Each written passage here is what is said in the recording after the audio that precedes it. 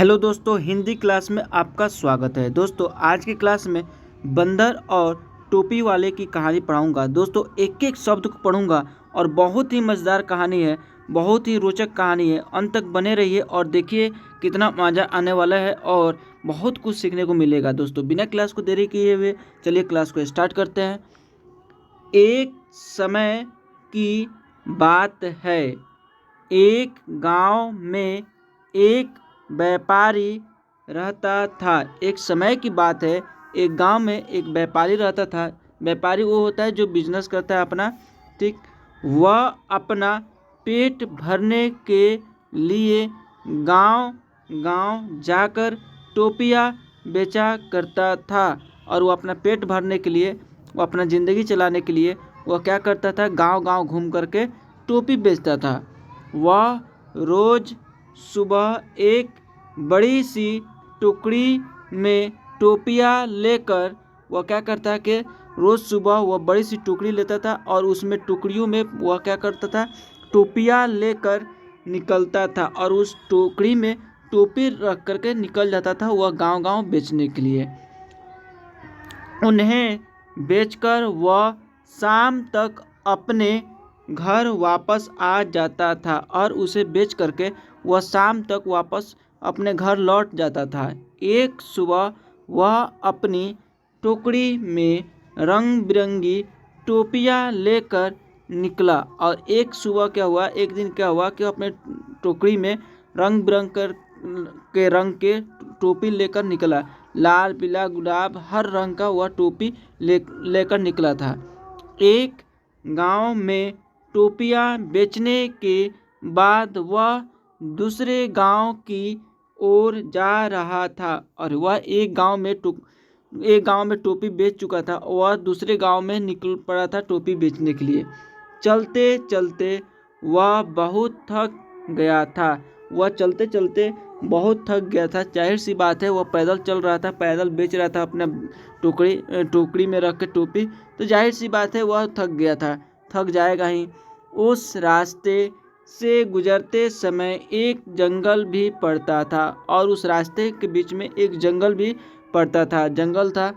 जंगल में उसे एक बरगद का पेड़ दिखाई दिया और उसे एक बरगद का पेड़ दिखाई दिया।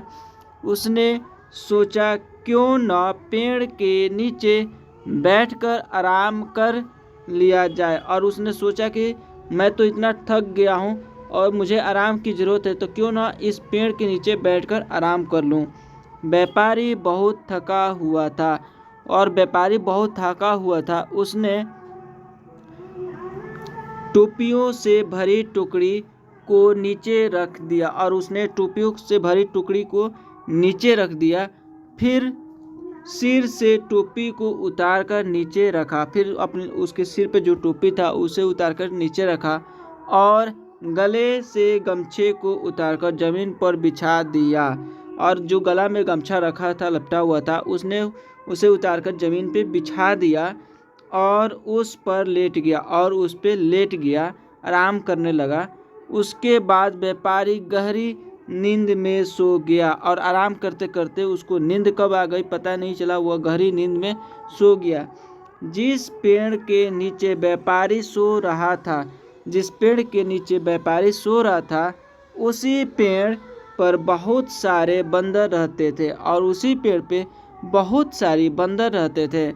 व्यापारी के सोते ही बंदरों ने उसकी टोकरी पर हमला बोल दिया और जैसे ही व्यापारी सो गया, बंदर सब उतर के आए और उसके टोकरी पे हमला कर दिया।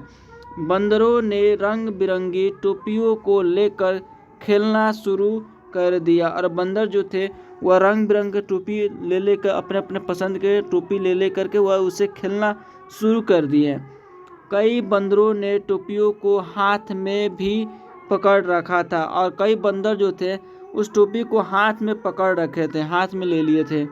बंदरों की उछल कूद से वहाँ शोर हुआ और बंदर वहाँ से उछल कूद कर रहे थे, इधर उधर कूद रहे थे, तो वहाँ पे शोर होने लगा, ठीक है। तो व्यापारी की नींद खुल गई। फिर व्यापारी की क्या होता है, नींद खुल जाती है, टूट जाती है नींद। नींद खुलते ही व्यापारी के होश उड़ गए और नींद जैसे खुला देखा कि अरे यार, ये तो सारे बंदर मेरे टुकड़ी से पूरे के पूरे टोपी लेकर चल पड़े हैं, खेल रहे हैं। इसकी तो होश उड़ गई।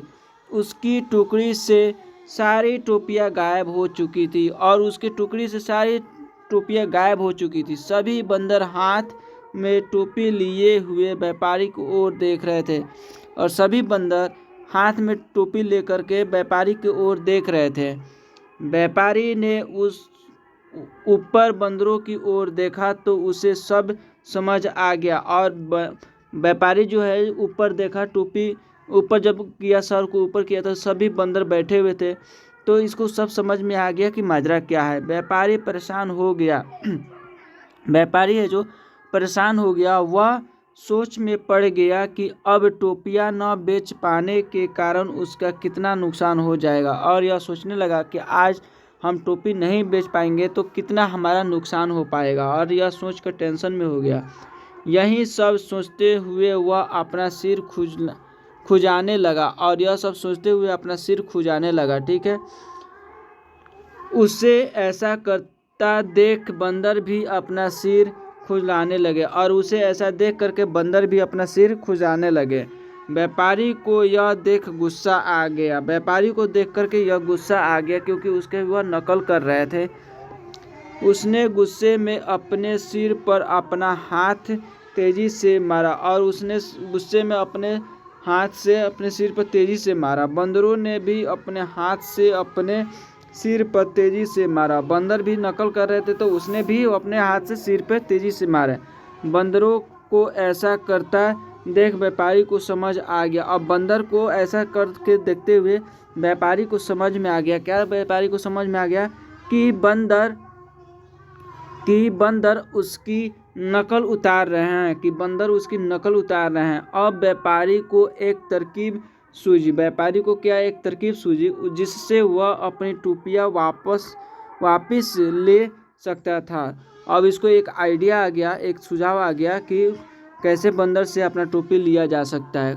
ठीक, अब उसने जिस टोपी को सोते वक्त सिर के नीचे रखा था, अब एक टोपी उसके पास बचा हुआ था जो सोते वक्त अपने सिर के नीचे रखा हुआ था, उसको सिर पर पहन लिया और उसको अपने सिर पर पहन लिया।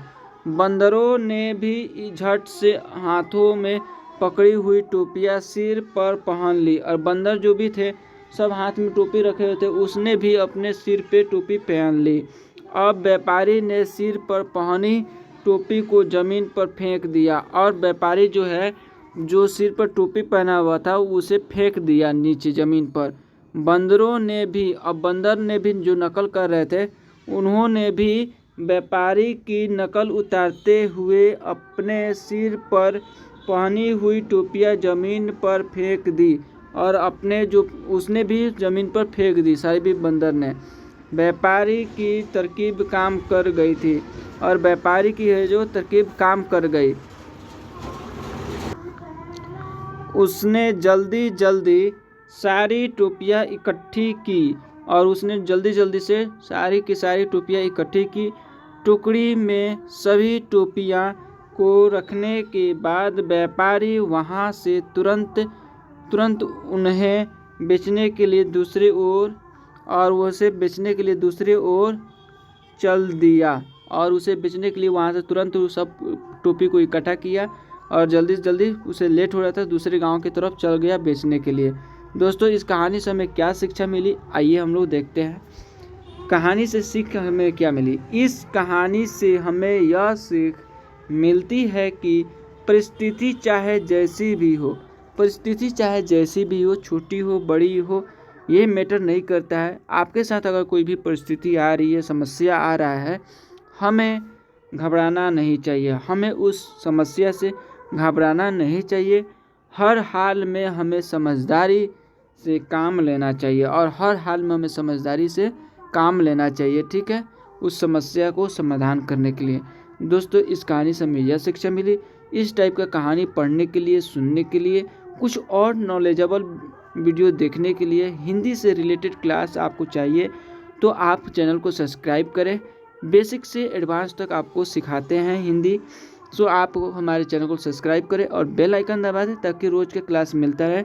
तब मिलते हैं अगले क्लास में, तब तक के लिए जय हिंद जय भारत।